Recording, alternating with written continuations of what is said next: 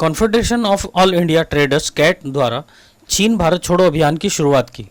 सदर बाजार के 12 टूटी चौक से चीन के खिलाफ किया धरना प्रदर्शन। पूरे देश भर में चाइना के खिलाफ छेड़ा जाएगा आंदोलन।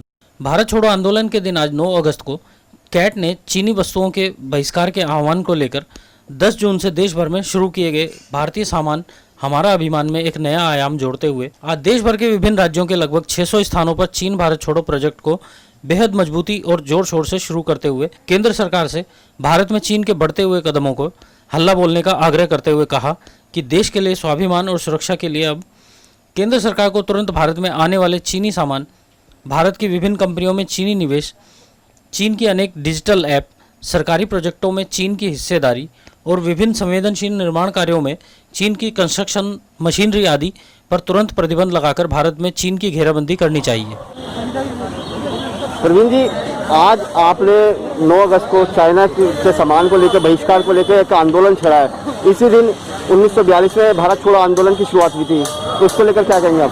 देखिए, उसी आंदोलन की याद में आज हमने चीन भारत छोड़ो आंदोलन शुरू किया है, जो आज इसी प्रकार से सोशल डिस्टेंसिंग मेंटेन करते हुए देश के 600 शहरों में इसी प्रकार से एक कार्यक्रम हो रहा है। और हमारा ये कहना है भारत सरकार से कि चीन की जितनी भी मोबाइल एप्लीकेशंस हैं और जो भी प्रोडक्ट चीन से आते हैं उनके ऊपर इम्पोर्ट ड्यूटी लगाई जाए या उनको एंटी डंपिंग ड्यूटी लगाई जाए। इस बात को लेकर के हम भारत सरकार के मंत्रियों से मिलेंगे और ये तय करेंगे कि चीन का सामान इस बार किसी भी त्यौहार पर बिके नहीं और देश से चीनी सामान समाप्त। कैट के द्वारा आज देश भर में आयोजित हुए कार्यक्रमों में व्यापारियों ने सड़कों पर बैठकर विरोध प्रदर्शन किए और अपने हाथ में चीन को सीधा संदेश देने वाले प्ले कार्ड पकड़कर चीनी सामान को लेकर मजबूत रूप से विरोध जताया।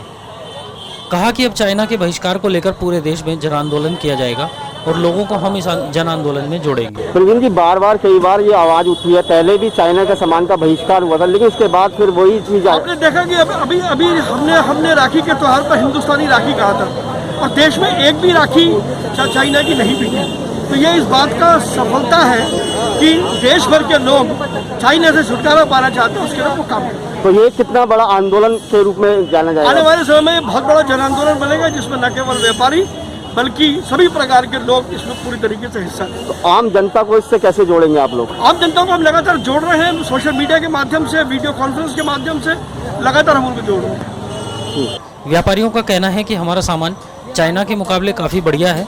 हम घर घर जाकर लोगों को चाइना के सामान का बहिष्कार को लेकर जागरूक करेंगे ताकि लोग चाइना का सामान ना खरीदें और बल्कि अपने ही देश में बना हुआ सामान खरीदें। एक बार अपना नाम बता दीजिए। रेणु शर्मा।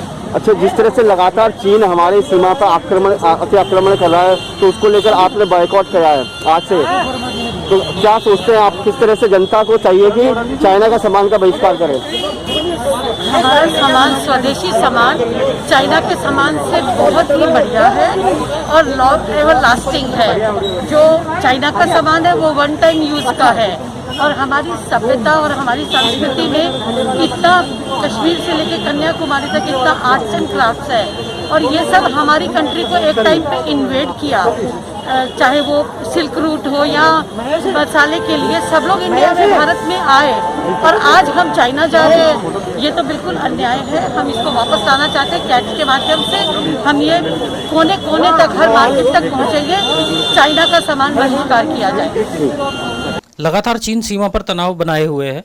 भारत और चीन की फौज आमने सामने है। चीन को सबक सिखाने के लिए उस पर आर्थिक चोट करना जरूरी है। इसके लिए सबसे बड़ी ज़रूरत है कि चीन में बने सामान का व्यापक पैमाने पर बहिष्कार किया जाए। सदर बाजार से संजय वर्मा के साथ महेश शर्मा की रिपोर्ट।